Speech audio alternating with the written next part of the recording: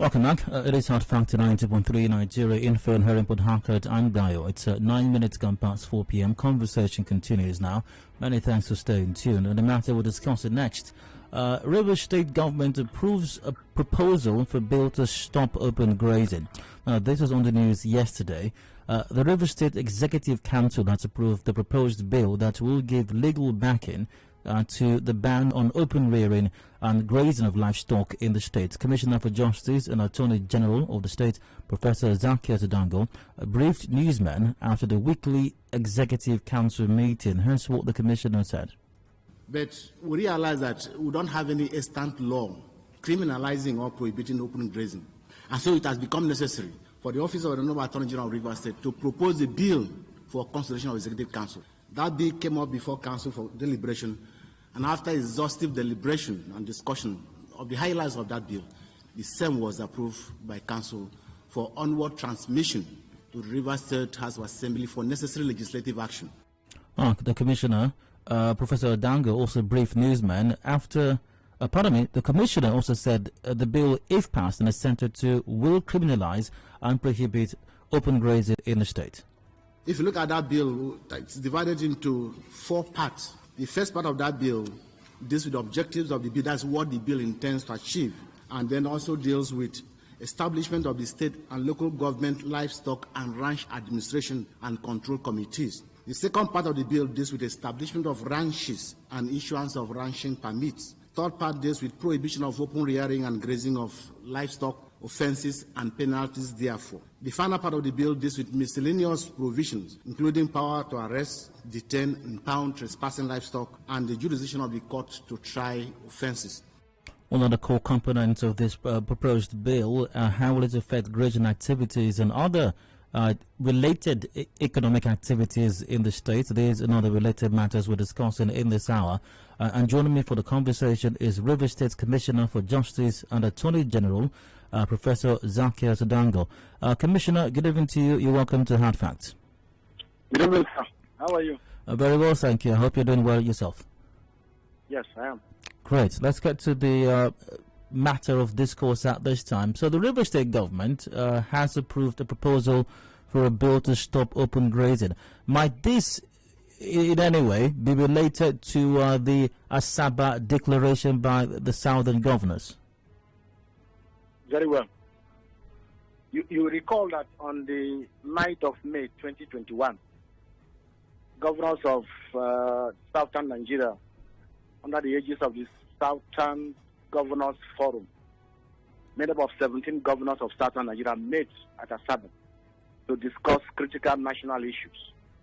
At the end of that crucial meeting, they issued a communique wherein they expressed concern over the gradual but systematic incursion of armed aiders and bandits into the southern region, and the threat that poses to the security of the region, particularly food security. And they then resolved to ban open rearing or grazing of livestock throughout southern Nigeria. Like I said during the briefing after the ESCO meeting, as a government, we realize that we do not have any extant law in place that criminalizes or prohibits open rearing or grazing. Therefore, it became very necessary for the Office of Attorney General to propose a draft bill to the Executive Council for consideration. And that draft bill came up for discussion at the last ESCO meeting. It was discussed in the stencil and approved for transmission to the River State Assembly. And like I said during my first briefing, a bill is not a law, and I need to emphasize this point. A bill is a legislative proposal. It does not create any offense, and no person can be charged under a bill. And that is why in law, no person can go to court to challenge a bill, because a bill does not confer rights, nor does it impose duty. Any person who goes to court to challenge a bill is wasting his time. It means the person doesn't understand the state of our law. And so it's a legislative proposal. In fact, it is actually a draft bill or a proposed bill, not a bill. So it becomes a bill when it gets to the House of Assembly and is read for the first time on the floor. And because it is a bill introduced by the executive, of course, it is going in as an executive bill. And leader of the House of Assembly will be the one to introduce that bill on the floor of the Assembly. Then it will become a bill, strictly so-called. Now, like I mentioned earlier, the purpose of that bill, in summary, is to criminalize and prohibit open rearing or grazing of livestock. And you must understand that the phrase or the word livestock is generic and very wide. Absolutely. It doesn't refer only to cattle. Livestock is indeed used interchangeably with farm animal. If you look at all the dictionary, they tell you livestock or farm animal. So it means any animal that is kept on a farm. That includes cattle, goats, horses, donkeys, pigs, in fact, even buffaloes, oxen, and camels. These are all livestock. So the bill, when passed into law, will prohibit the open rearing or grazing of any of these livestock in River State. Commissioner, we'll get to the details. If you do that, yes, we'll get. If you run foul of the law, of course, you'll find yourself within the warm embrace of the law. We'll get to the details on the composition of this draft bill in a moment. But as a slight aside here, now, whilst no doubt in many quarters, this initiative, this step or move is a very welcomed one, and even especially here down south, there are questions as to whether or not the River State government, and by extension other southern governments, gave any thought to how that some of the herders who are no doubt going to be affected by this, predominantly those from the north, would require some time to adjust to the new lifestyle, to adjust to a different lifestyle, which these laws inevitably will force them to. Is there any consideration being given to that, maybe in this draft bill or any other meetings or discussions in government circles? Of course, I'm not a member of the Southern Government Forum, but if you look at the date, the forum met on the 11th of May 2021, and we're already at the end of July, and that was when that resolution was adopted. We did not rush as a government to introduce the bill immediately. I think enough time has been given, and people are already aware that this is something that is likely to happen. As I'm sure we're given enough time to everybody to make the necessary adjustment. And when a law is passed, when a bill is passed into law, except the lawmaker provides otherwise, it is supposed to take effect immediately, unless there is a clause inserted in that law that indicates otherwise. In your interview with Pressman, you did explain that the draft bill, as you describe it, has certain core components. I'd like you to go over those again and explain in some detail what each component entails. Yes. Now, if you look at the draft bill, like any other law, it has different parts. We have 4 parts of that draft bill. The first part of that draft bill defines the objectives of the bill. A law has its own objective. That is what the lawmaker intends to achieve by that law. That first part also deals with the establishment of the state and local government livestock and ranch administration and control committees. The 2 committees, both at the state and local government level, are the committees that will share with the responsibility of implementing or enforcing the bill when passed into law. The second part of that bill deals with establishment of ranches and issuance of ranching permits. Like under the bill when passed into law, no person would be allowed to openly graze livestock except within the confines of a ranch. And there are procedures by which you can establish a ranch. That is dealt with under Part 2. Part 3 deals with prohibition of open rearing and grazing and offenses and penalties therefore. Of course, for you to be punished under the law, there must be specific offenses created by that law. Because under our Constitution, unless an offense is created by law and the punishment therefore defined by that law, you cannot be punished. So this law will create an offense and then also prescribe the penalty. That is dealt with in Part 3. Then the final part, such as the power of members of the public to impound or to arrest, or even dealing with jurisdiction of the court to try offense. Because anytime you create an offense, you must define the court that has the power or the jurisdiction to try that offense. So those are the 4 critical. What comes to most minds are cows. So is that all there is to it, or is there more? Well, livestock, like I mentioned earlier, is a very generic term. If you look at every other law has what we call interpretative provision, where key words in that law or bill are usually defined. And this is not an exception here. Livestock is defined under this bill to include cattle, camel, ram, lamb, horses, donkeys, sheep, domesticated antelope, goats, and pigs kept for domestic use or profit. That is the definition we have in the bill of livestock. So you can say it's a very expansive and very wide meaning. It does not refer only to cattle. It goes far beyond that. To include even goats and sheep. All right, you also talked about ranching. What would be the conditions? What are the conditions spelled out in this draft bill as far as ranching is concerned? Yes, basically, if you look at clause 19 of that bill, it defines 3 classes of persons that may establish ranch. First is the state. Second is the local government council. And then the third is private individual.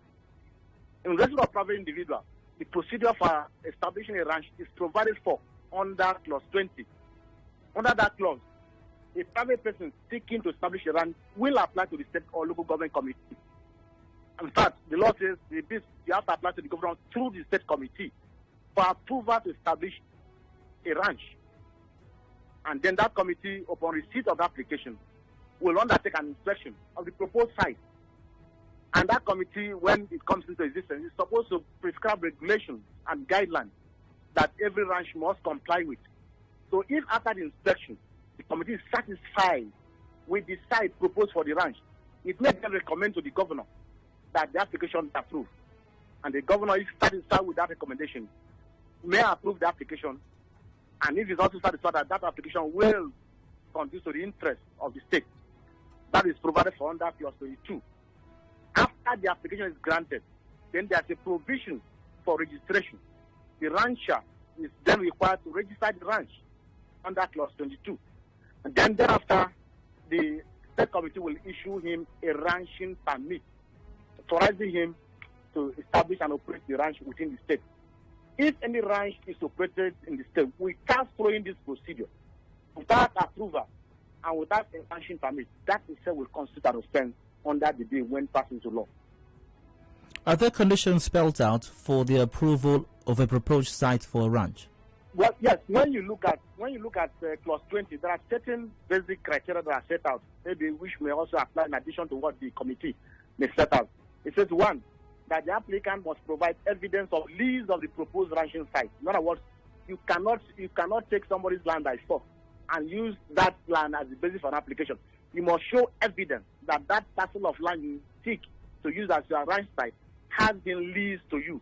So there is that requirement. You must provide evidence of lease of the proposed site. You must also have a plan, an outlay of the proposed ranch. Then, of course, you must also show evidence that you have approval of all relevant government departments. Of course, if the applicant is a company, you must show evidence of incorporation as a company as required by our law.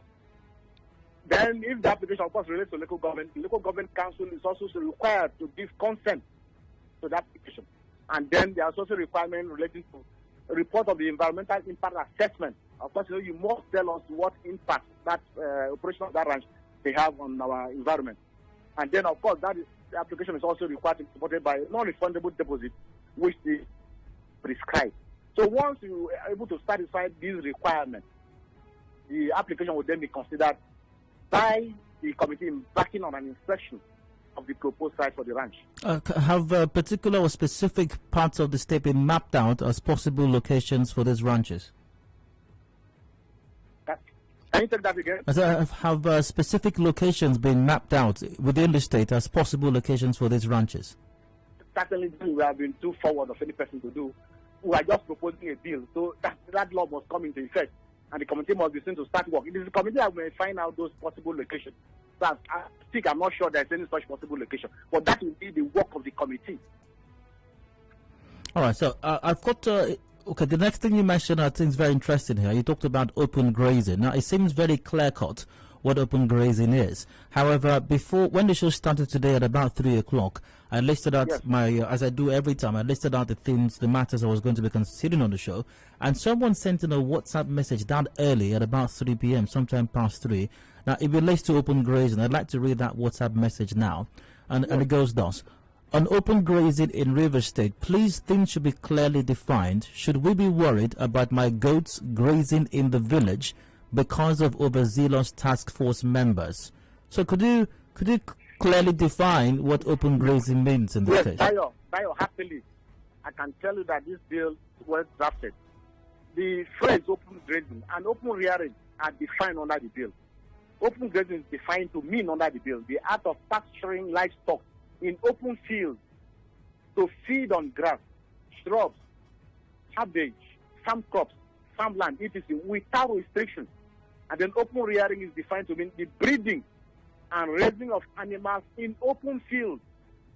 In other words, any act of grazing or raising of animals outside of the confines of a ranch will amount to open rearing or open grazing.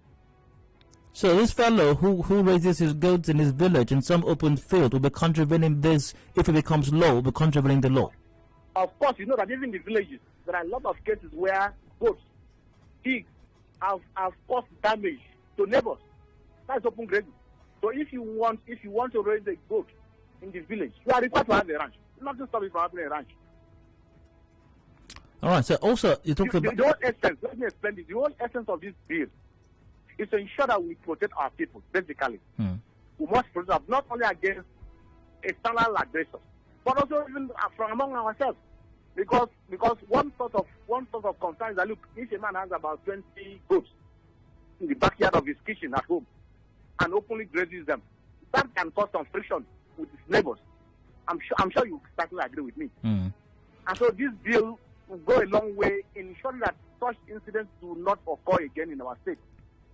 Now, in drafting this bill, the government consider how this noble gesture, as it might seem, or it is, the government consider how this might affect economic activities tied to the matter of livestock rearing, and especially the associated costs as well, especially to the end users, the consumers of Nkwobi, Ishewu, cow to pepper soup, and the rest of it.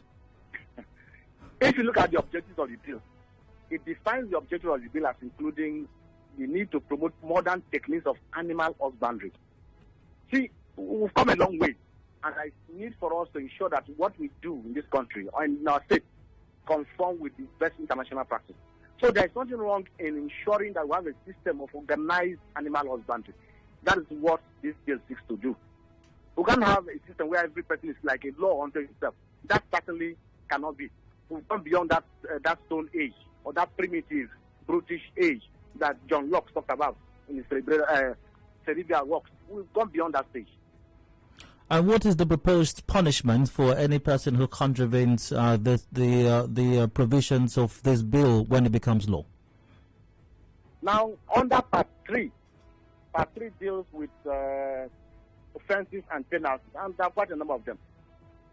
Clause 31 of Part 3 deals with prohibition of open grazing, of course, because that part deals with that provision already deals with that. Then there is another thing. If you look at Part 3, Clause 31, said no person shall engage in open nomadic livestock shedding or grazing in the state, say within the confines of a ranch approved under this law. The person who contravenes sub-clause 1 commits an offense and is liable on conviction to a fine of 10 million naira or imprisonment for a term of 5 years or both. Where the open livestock grazing causes damage to farm, crops, or property of a person in the state, the owner or manager of the livestock shall, after evaluation of the damage by the state committee, pay the prevailing value of the monetary compensation of the damaged farm, crops, or property to the owner. And where it causes injury, he shall also bear the hospital bill of the injured person. And where it causes death, of course, he will stand trial for murder. There's also prohibition of movement of livestock on foot. No person shall move livestock on foot from one destination to the other in the state. The person who contravenes that clause will be liable on conviction to a fine of 500,000 naira or imprisonment for a time of 1 year, or even both fine and imprisonment. There's also provision of relating to prohibition of possession of firearms. You know, this is one of the issues that most of the nomadic that you find are heavily armed with AK-47. So there's a clause in this bill that prohibits that. But of course, you know, possession of unlawful possession of firearms is already an offense under the federal law. That's the Robbery and Firearms Special Provisions Act. I think that if you are caught with firearms as a person grazing animal in the state, of course, we will arrange you in court under that federal legislation. Then there's also prohibition of land grabbing. Any person who seeks to grab land for the purpose of establishing a ranch commits an offense under the bill when passed into law and will be dealt with. We also have provision related to the prohibition of animal rustling, because this is also a critical issue, particularly in the north, that is a source of conflict between cattle owners and the local communities. So any person who rustles animals commit an offense under the bill when passed into law. Oh, There's also prohibition of ranching without approval, and this is very important. Any person who grazes animal in the state when the bill is passed into law without approval will run against the provision of the law, and the punishment therefore is 10 million naira or imprisonment for 5 years. Oh, Commissioner, I'm sure you're certain that any law is only as good as efforts made to enforce that law. So as far as enforcement is concerned, are there any plans to set up an agency or a task force maybe for implementation and enforcement? Like I told you, the state and local government livestock and ranch administration and control committees are going to preside over the enforcement and implementation of this law when it is passed, when it is passed into law. I'm sure that committee will come up with modalities for effective enforcement, because as far as I know, if a law cannot be enforced, then it is as good as a dead law in our statute book. So it is important that Rivers State will not only ensure the passage of this bill into law, but also ensure effective implementation, enforcement, by ensuring that every person who commits a prohibited act under the law is brought to justice. All right, Commissioner, we must take a commercial break right now, but we'll return shortly and the conversation will continue. I hope you'll still be with us. Thank you, I will. Quick break. When we return from the break, we'll take your comments, questions, and contributions to this discourse. Hard Fast returns in a moment. Do please stay with us.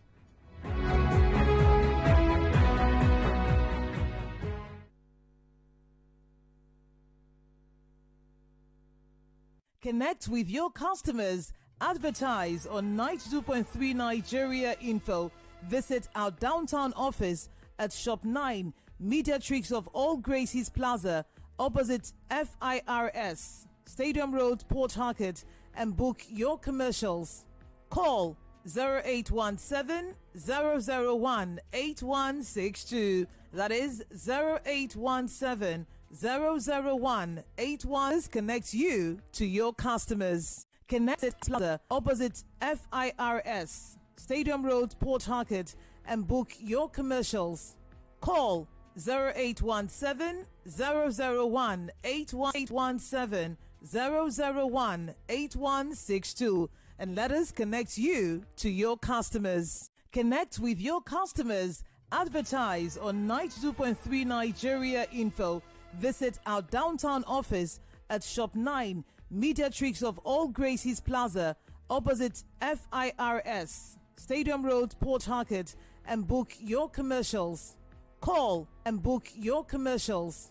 Call 0817-001-8162. That is 0817-001-8162. And let us connect you to your customers. Connect with your customers. Advertise on 92.3 Nigeria Info.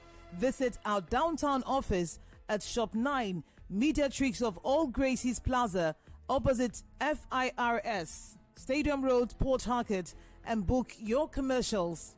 Call 0817-001-8162. That is 0817-001-8162. And let us connect you to your customers. Connect with your customers. Advertise on 92.3 Nigeria Info.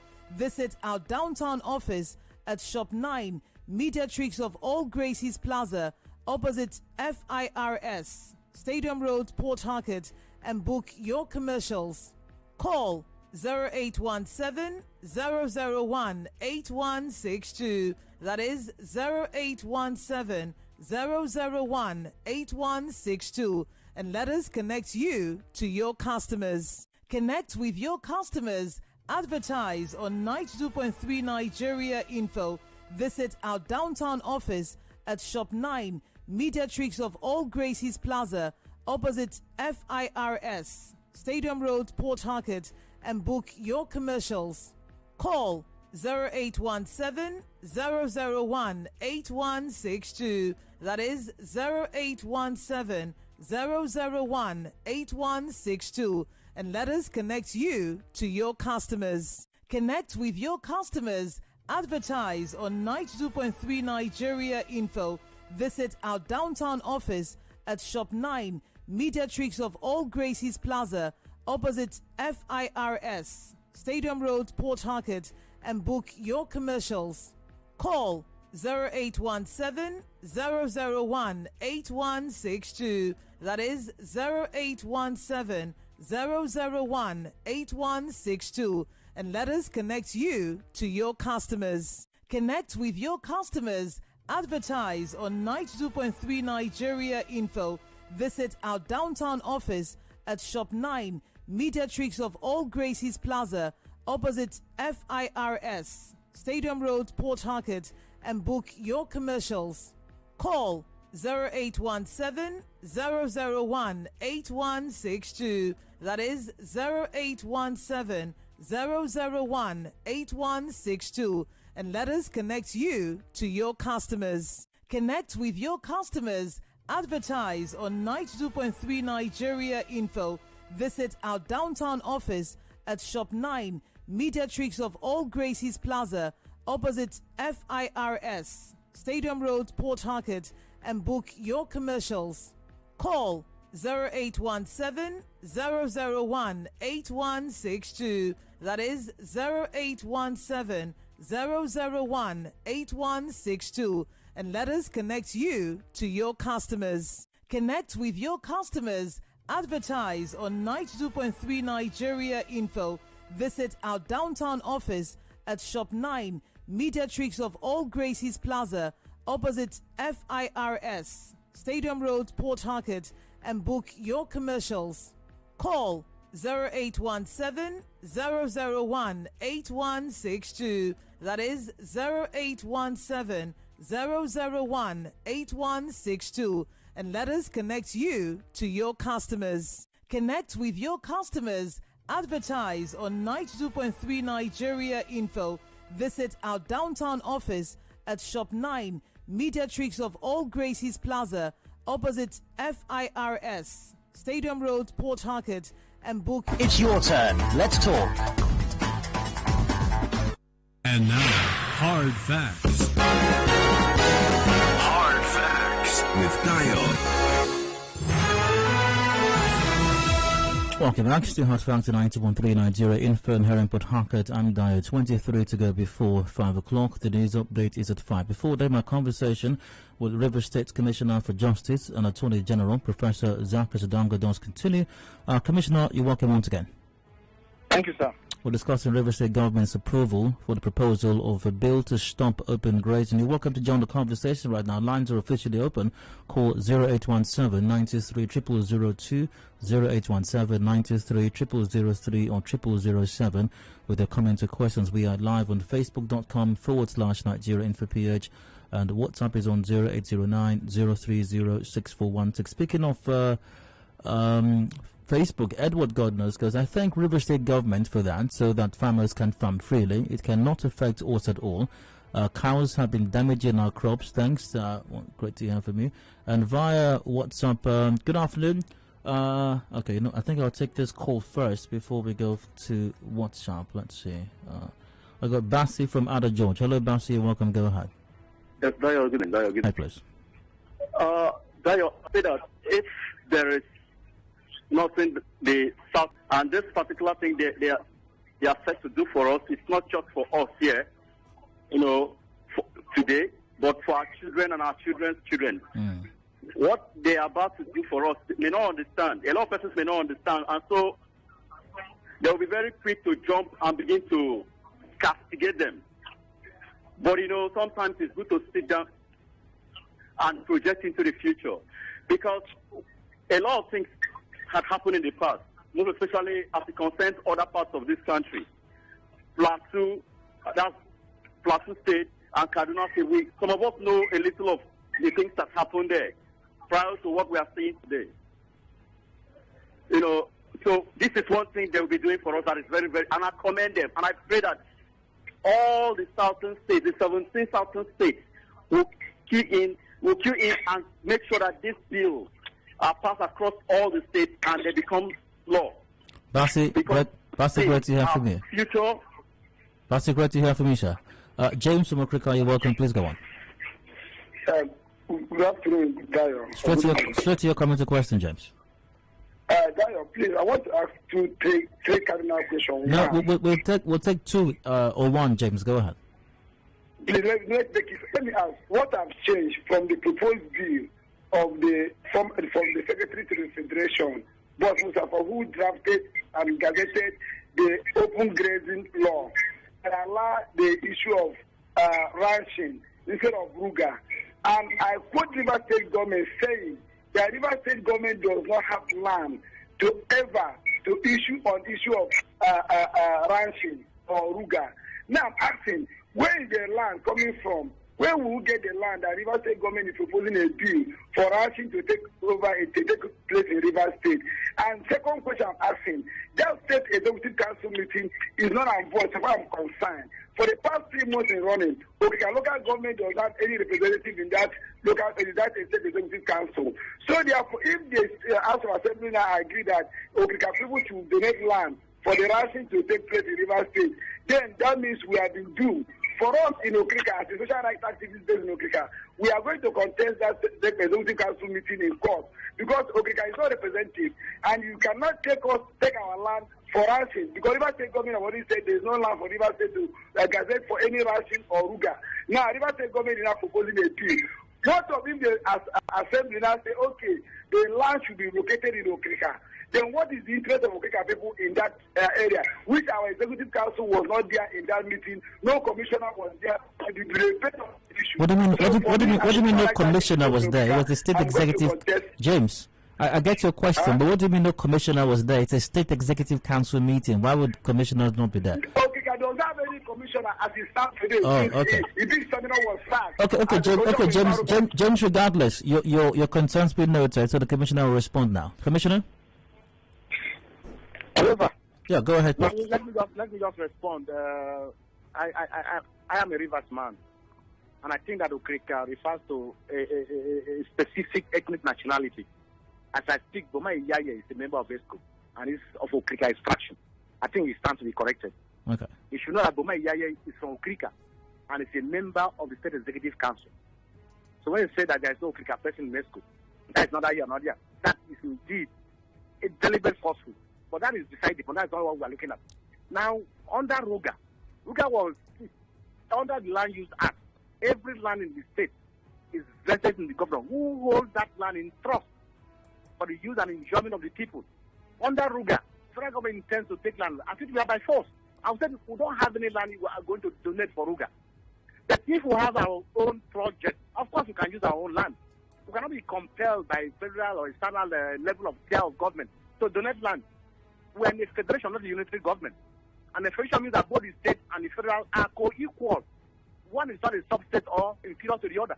Certainly Rivers is not inferior to the federal government.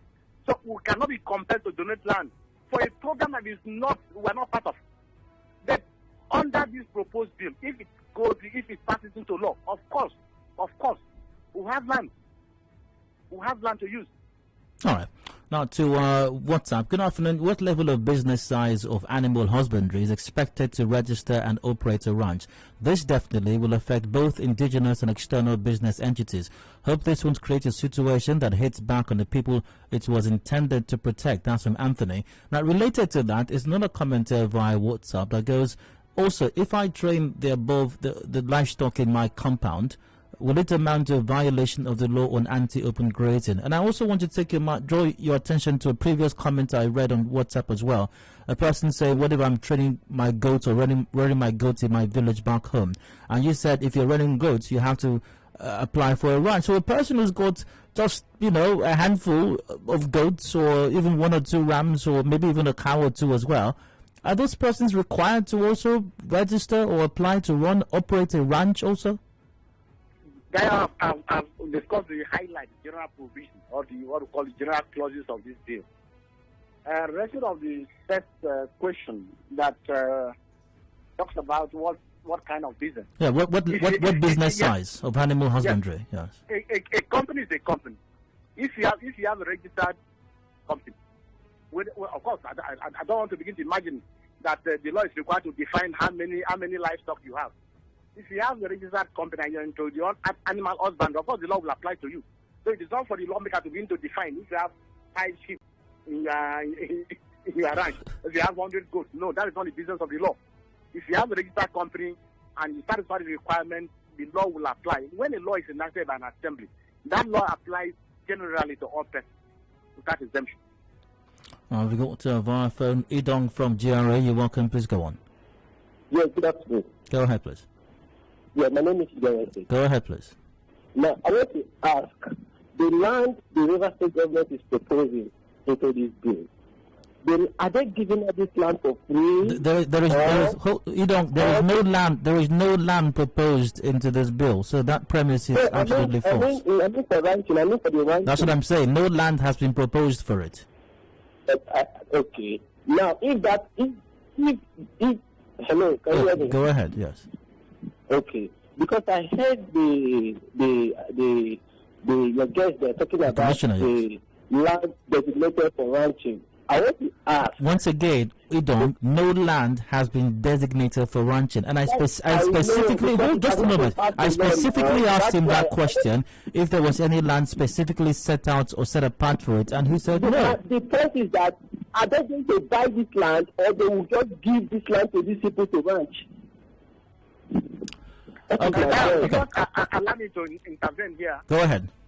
Of course, I define three classes of persons that may operate the ranch. I talk about the state, I talk about local government, and I talk about private persons. Like mentioned earlier, every land is vested in the governor, who holds that land in trust for the people. Normally, when the government wants to use state land or wants to use the land in the state, of course, even though the radical title is vested in the governor, the way we say in law, the governor will realize that there are those who actually hold the beneficial title. Perhaps a community, for instance. Government will not take that land without payment of adequate compensation. Every time land is acquired for overriding public interest or public purpose, compensation is always paid. In some way, if a local government council seeks to establish a ranch, local government council may also acquire land from the natives, and they may pay adequate compensation. A private person who wishes to establish a ranch may also have to acquire land from other private persons and pay passport. All right, now via Facebook, Go Barry in Yona goes, I have just one concern. This proposed bill appears to have an inherent disparity between the State Committee and the Local Government Area Committee. Which one takes precedence over the other?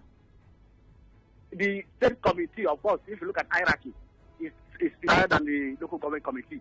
The Local Government Committee may make recommendations to the State will make recommendations to the government. Because, you see, these bills, the overriding principle is to ensure the security and safety of our people. So there's no way you can operate this bill when passing the law without the governor getting involved. And so ultimately, the state committee will liaise with the governor. The rest of every application for establishment of a ranch, indeed the application is actually addressed to the governor through the state committee that will undertake the inspection. They make its own recommendation to the governor. If the governor is satisfied with the recommendation, the governor may then approve the application. No, especially with applications brought by private investors, why should anyone bother to go through local government committees when I can just go straight to the state committee? No, obviously, if the land, assuming you want to take land maybe located in one of the rural local governments, of course, certainly there's no way you can completely ignore the local government council. You can decide to go through local government council that will in turn make a recommendation. Of course, the other land use has what we call urban areas and non-urban areas. A land located in a non-urban area is actually under the management of local government. And so local government will take the application, make recommendation to the state council that will in turn make the recommendation to the governor. So there is no way you can completely ignore the local government council. All right, back to the phone lines. I go to Anthony. Well, Anthony's on the line, but he's gone right now. Relish via WhatsApp goes, the persons who are going to be in who have flattened the laws of the state. That's from Relish. I've told you that under this bill, it is the state and local government committees that will be charged with the responsibility of implementing the provisions of the bill when passed into law. I'm not sure there is any provision or any clause in the bill that provides for harming those who will be enforcing the provisions of the bill. Certainly not. Because the bill itself is against those involved in this business carrying arms. All right, to the third lines once again. We've got Chideberry from Ilile on the line. Chideberry, hello, you're welcome. Go straight to your comment or question. I want to say from the last, I think before the last question he answered about the village, we should also abstain. But it's just not for commercial. Are they still going to come and make registrations like those who are having things for the time they need it? Someone rearing 2-3 goats in his own backyard, something like that.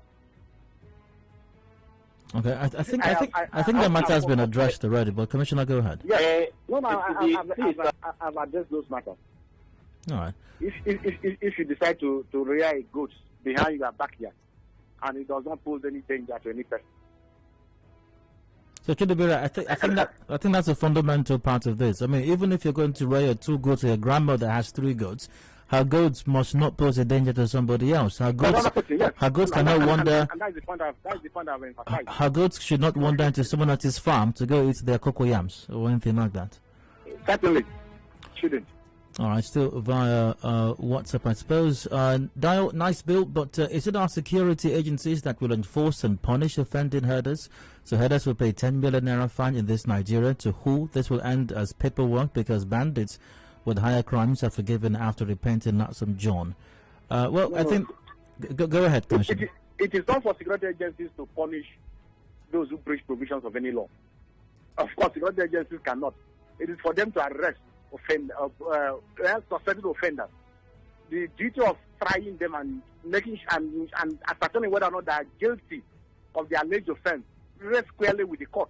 It is the court that will pronounce the punishment, and that punishment will be carried out by the state. So it's not for security agencies to punish offenders. The only duty is to enforce the law by arresting suspected offenders. Is the state government turn over to the court for trial? Is the state government concerned that you might be facing some litigation from persons who might be opposed to the realization of this law? See, like I mentioned earlier, there is no lawyer who will go to court to challenge a bill, because a bill is a legislative proposal. A bill does not confer any rights, nor does it impose any duty. No one who goes to court to challenge a bill obviously may have to be re-examined in terms of his knowledge of the law. But if the bill is ultimately passed into law and you want to challenge it, of course you go to court, you can challenge it. To go to court to challenge does not mean that you are going to succeed. Instead, we defend his position. For every law you make, there are those who feel aggrieved. Then whether or not you can successfully challenge the law in court is another matter altogether. And unless in law, the way our law stands now, no person has the power to go to court to challenge law, unless you can show that you have suffered some injury peculiar to you, which is higher and above what other members of the public have suffered. Otherwise, you don't have legal standing to challenge the law. Commissioner, I think finally, are you aware if the River State government intends to make an investment in the area of ranching? Of course, I don't want to be speculative. Once the bill passes into law, I'm sure the state and local government committees will explore all options to ensure that the state maximizes the benefit derivable from the bill. On that note, we have to wrap up the conversation. Thanks for joining, and especially my guest, River State's Commissioner for Justice and Attorney General, Professor Zach Chidango, who joined the conversation via phone discussing River State government's approval of proposal of open grazing. Commissioner, many thanks for your time. Thank you for having me, and thank you to listeners. Thank you. You're welcome. We've got top of the hour. In the U.S., Barrister Festus Oguchi joins me for that conversation. Do please stay with us.